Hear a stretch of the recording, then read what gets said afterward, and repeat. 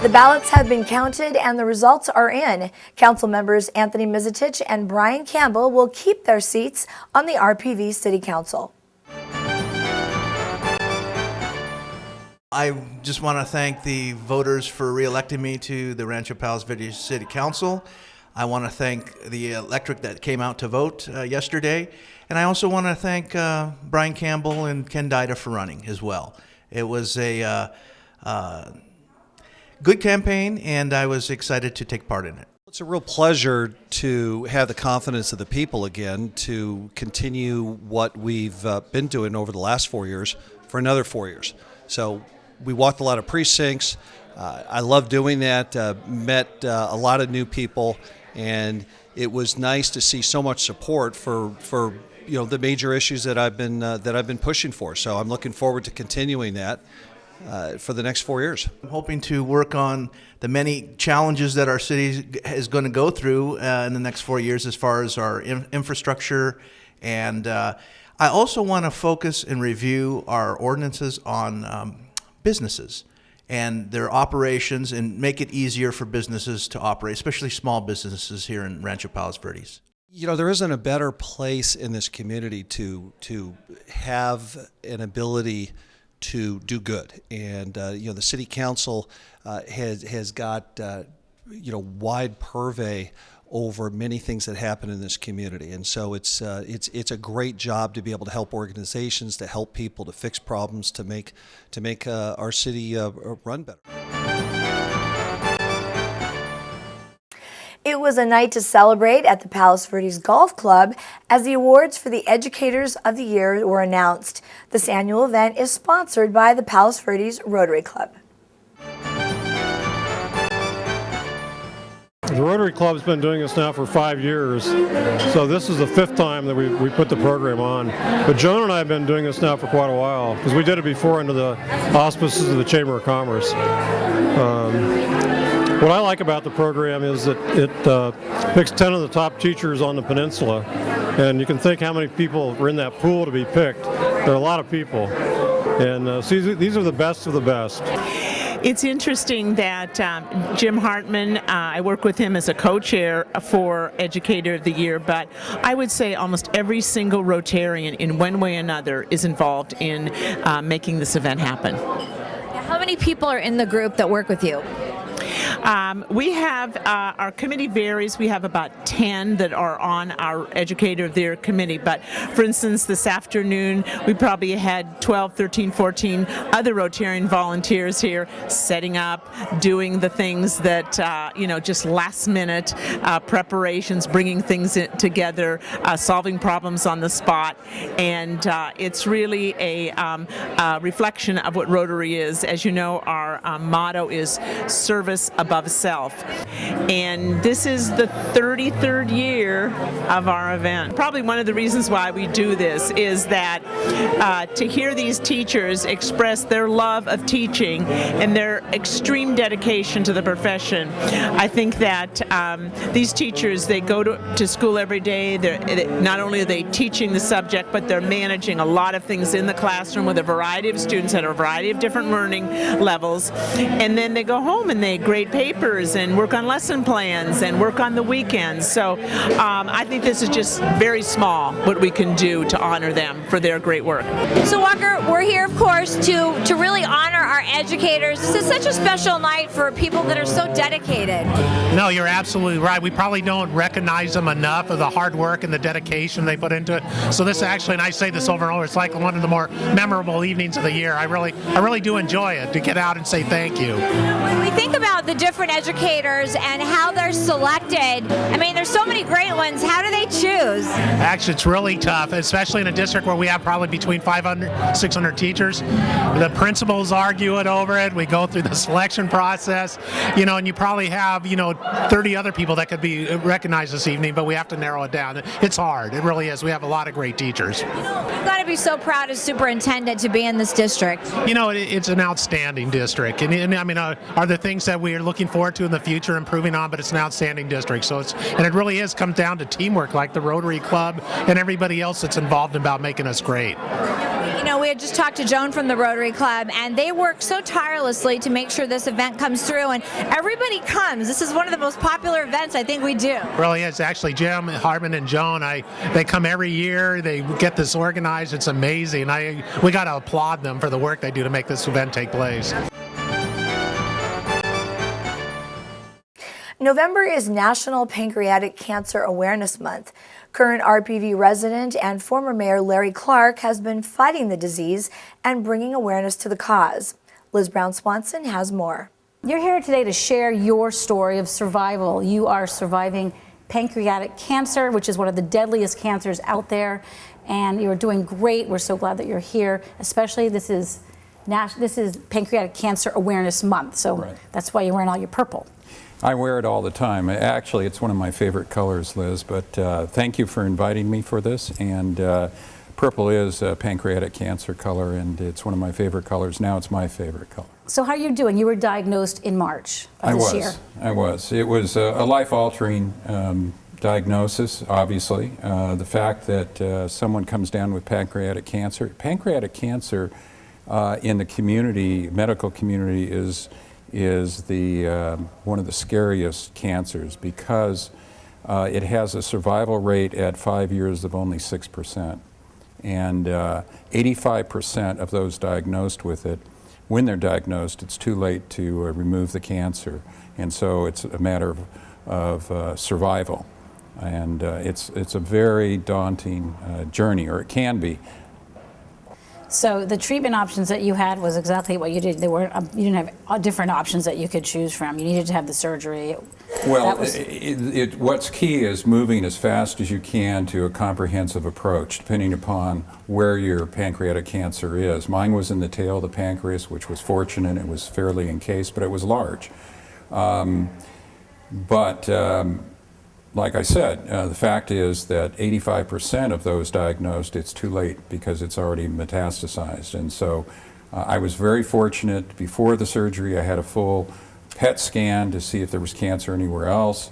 And then the morning of the surgery, they went in first and explored to see if they could see any signs of cancer. Unfortunately, they didn't. It was a 6.5-hour surgery. I lost 40% of my pancreas. I lost my spleen and 20% of my stomach. But you didn't lose your fighting spirit. You were amazing. Here we are 7 months later. Right. And you right now are involved with the trial yes. program. Talk about what's going on. Well, I was, medically. again, doubly fortunate because besides being one of those few that can have successful surgery, I was then qualified for a phase 3 clinical trial nationwide. One of the sites was Cedars-Sinai. I'm 6 months into that. In fact, it's a 6-month trial, and tomorrow's my last treatment in the trial where I'll be getting vaccine followed by chemotherapy. I think it's saving my life. The community absolutely will support you, and of course we're here at Terranea today. This was a place that you came during your recovery because you were remodeling. You were in the middle of remodeling your house when you were hit with this. Yeah, we spent some time here after surgery for a few weeks, which was really great because it was the timing on all this, and no one picks the timing to come down with cancer and pancreatic cancer, but it was very, very fortunate that we could stay here and I could recuperate for a part of that period. And coming up next, it was a celebration of 100 years of this historic purchase on the peninsula. And it's the biggest rivalry on the Hill. Just ask anyone.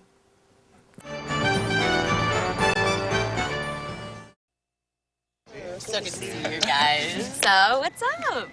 Oh, we finally bought a place. Holy cow. You seriously have enough saved to do that? We've been putting a little aside each month. Jeez, at the end of the month, we have nothing left to save. Yeah, I have no idea where it goes. Well, you're spending a lot on... Is it good? Oh, God. Oh, how is my account overdrawn? When it comes to financial stability, don't get left behind. Get tools and tips for saving at feedthepig.org.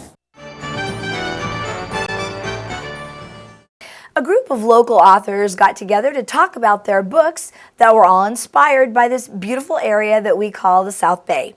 Caitlin Semko brings us more. Thanks, Maria. I'm here at the Point Vicente Interpretive Center where some local authors came together to talk about their books. My book is about the early development of the Palos Verdes Peninsula. Now, the book itself is the result of my 6 years as a docent in the Peninsula Center Library. We have a wonderful local history room. And while I was working there, I tried to decide what I would do that would be worthwhile. Each of the chapters in this book are self-contained. I mean, you can read about the beginning of the PV Arts Center, you can read about the library, you could read about the building of Malaga Cove School, neighborhood church. We have a wonderful collection of early pictures in the local history room, which is the most unsung resource in the entire peninsula, I think. Anybody who wants to learn about this area just needs to go to the local history room. And like history, it never goes out of date. My book is about Rancho Palos Verdes. It's the history from the Bixby's on through to currently, about 4 years ago. It's a general history, and I have to tell you, I couldn't have had a better town. Rancho Palos Verdes is just full of the most interesting people. All of them either we're talking about the history, or there's a lot of oral history up in the library. So I got a lot of background. There were a lot of people that I never met, but felt like I knew because I read them in the oral histories. A lot of the Japanese did oral histories. I had a hard time figuring out how to think about Rancho Palos Verdes as a cohesive thing, because here we have the ocean, and then we have all this land back here that was farmland. We have a lighthouse. We had a herd of sheep. We had one of the hugest antenna farms that a ham radio operator had. We just had so many interesting things. But I think I found its basic nature. What's your book about? It's about my adventures sailing when women didn't sail, crewing on sailboats all through the South Pacific, about coming to San Pedro when I was 3 years old, and the joy and fun of living in San Pedro and going to schools and stuff. It's a completely different atmosphere here. And what inspired you to write about the peninsula? My kids. I had so many adventures that my daughter finally said to me, "Mother, stop talking about it, just write it." And so I started writing it, intending only to give it to them. And then when I finished, I go, "Whoa, this is a book. Okay, I'll put it out." And everybody can see because I had so much fun. And remember, all the books featured here today will be on sale at the Point Vicente Interpretive Center gift shop. Many residents came together to celebrate the 100th anniversary of the purchase that Frank Vanderlip made when he bought the peninsula sight unseen in 1913. Liz Brown Swanson was there and joins us with the details.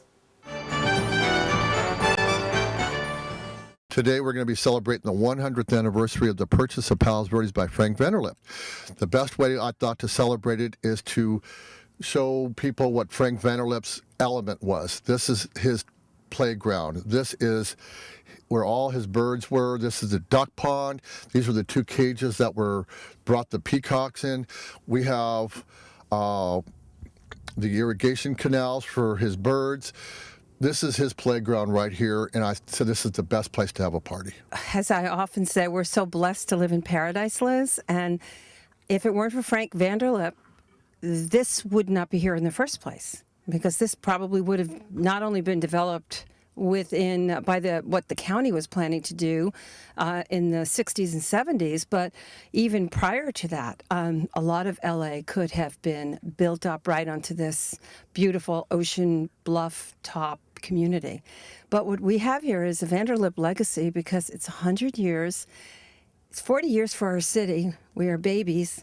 But look at this. I mean, when we look around and we see these cacti gardens, these pools where the birds, for the irrigation, and all the birds that would come here would gather at the base there. That's just fascinating, and we're going to be celebrating here on the actual land that was once the duck pond. The cages were here, but I think more importantly, you see photographs of Frank Vanderlip and you see a real entrepreneur. An entrepreneur who, if he were alive today, I think would be really proud of the legacy he created. You and Vicky Mack together are hosting this party. You both have books out to celebrate the history of the peninsula. Talk about your book and her book. My book I wrote last year, it's basically the story and the history of Portuguese Bend, the people who are here, how this place has fared over the years, how it's changing now, that they're building a few more new homes. There was a lot of people here who have been here for a long time, and I wanted to pay tribute to them and put them in my book. Okay. And then Vicky's book is something that I inspired. I told her, I said, Vicky, this is the 100th anniversary of Palos Verdes. What we need to do is we need to write a book on Frank Vanderlip. And at first she was very, very reluctant, and then she started looking into it. And the next thing you know, 7 months later, she wrote the book. I'm now being joined by Vicky Mack, who's hosting today this wonderful celebration of the Vanderlip legacy. You've just come out with a book about Frank A. Vanderlip. Tell us about your story. We wrote this book because this is the 100th anniversary of the founding of Palos Verdes by Frank Vanderlip, and he was such an amazing man that it's time somebody wrote a book about him. He was the president of the largest bank in the country. He founded several other cities, which no one really knows much about, before he founded Palos Verdes. And I thought it was time somebody did it, so here we are. Now, as you can imagine, there was a lot of storytelling here going on today. And of course, the big story, this book that just came out about Frank A. Vanderlip, the banker who changed America. It is going to be sold right here in the community. And you can find out all about the Vanderlip history by logging on to vintagepalosverdes.com. Back to you, Maria. In sports, we tend to overuse expressions like must-wins and rivalries. So what makes a true rivalry, and what does it mean? Of course, I had to go to Google for the answer. And while there are many meanings, one says the act of competing for the same thing against another, or a state or situation in which people or groups are competing with one another. So whichever one you want to go with, they all apply to the biggest football rivalry here on the Hill. That's the PV versus Peninsula football game. Caitlin Semko brings us more from the game. So obviously this is one of the biggest games of the season, PV and Penn coming together. Talk a little bit about that. This year is particularly special because we've been working very hard at doing a lot of things together, and there's a sense of more camaraderie. Like at the beginning we had our marching bands together playing the Star Spangled Banner. Last Tuesday our ASBs came together, and the signs that you see, they made them together. So I'm really excited about this game because it's naturally a rivalry game and each side wants to win, but there's also a really big sense of community. Well, I think this game it's got a lot of tradition, and as you can see by the turnout, I mean, we've been looking forward to this game for months. So it's a lot regarding school spirit, school tradition, and it's always an exciting game. And what does it mean to you to see these two schools come together? Oh, I think it's a friendly competition. It's definitely a crosstown rivalry, and with a good rivalry comes some good old fun in terms of activities, assemblies. For example, last night we had an awesome night rally, and that's all part of high school culture, and that's why PV is such a great place. What's the best part about coming to the PV Penn game? You know, everybody's just pumped up and riled up. We just like to go crazy. We like to go crazy.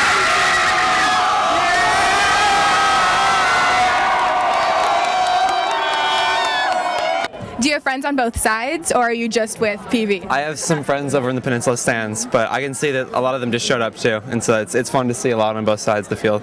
What's the best part about the PV Penn game? The best part is all the spirit and all the kids that come out to support.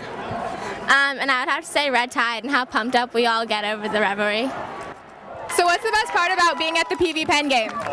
It's a lot of blast. It's great to see the school spirit here, a lot of Panther pride, and it's great to see the other school trying hard. You get to hang out with friends from both schools, and even though it's like a rivalry, it's still fun.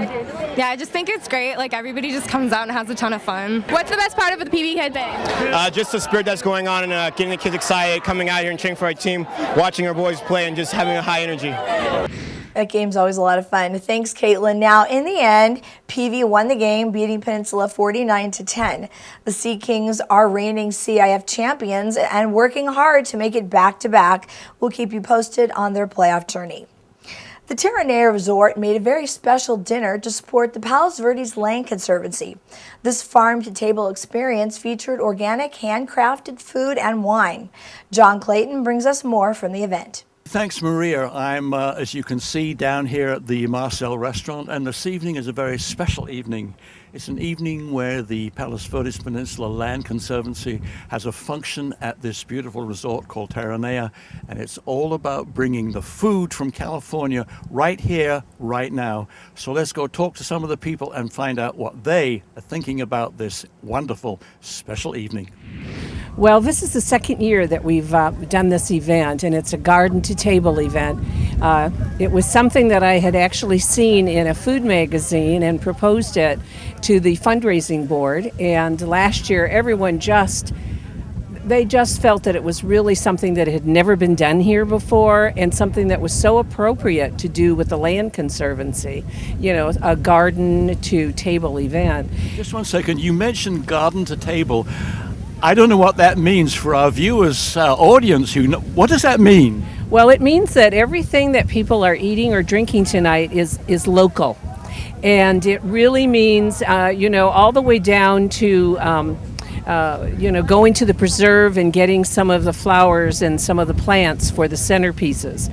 And all local wines. And we were so fortunate that Whole Foods is one of our major sponsors, and they were able to secure all the product that we're eating tonight was donated through Whole Foods. It's all about sustainability. We definitely support local programs and organic programs, so that's a connection for us. We want to support the open spaces around our store, and so that's why getting in touch with the Land Conservancy has been so important. Isn't it wonderful that Whole Foods have got involved with this too? Yes, and they have been an extraordinary partner.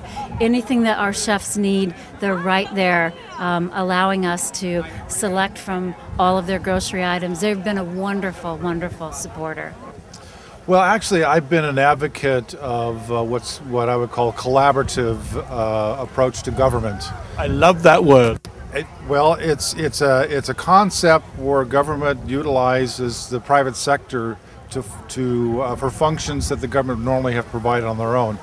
And our relationship and our partnership with the Land Conservancy is exactly along those lines, and we have a great relationship with them, a great partnership whereby we can actually acquire the land and have the Land Conservancy help manage the land for access for people, and it's worked as a wonderful partnership over the years. As you probably well know, the city was formed to preserve the open space, especially along this beautiful coastline, but up in the terrestrial area as well.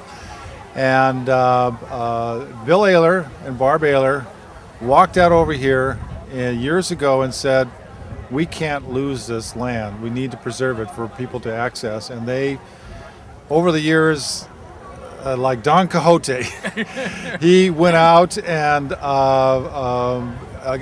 against all odds, with patience, gradually formed the Land Conservancy and gradually, piece by piece, preserve the open areas. I think that the city had to step up and embrace what the Conservancy wanted to do 25 years ago plus now at this point, and it's been a happy marriage ever since. You had like-minded people, and it is a partnership. Clearly, there is a lot of overlap in my mind in what I see from technical aspects, etc. And we really, from a governance standpoint, support everything the Conservancy's doing, and as a resident of RPV, we love it.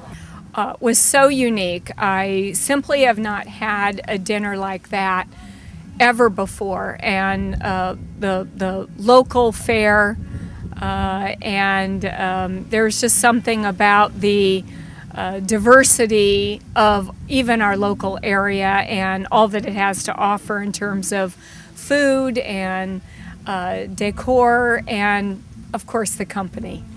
What a lot of really interesting comments from a large variety of people. I hope you've enjoyed listening as I have to some of their comments, and I welcome you to come down here to beautiful Terranea. Until next time, Thank you so much for watching, and I'll see you next time on Channel 33 RPV Television. I'm John Clayton.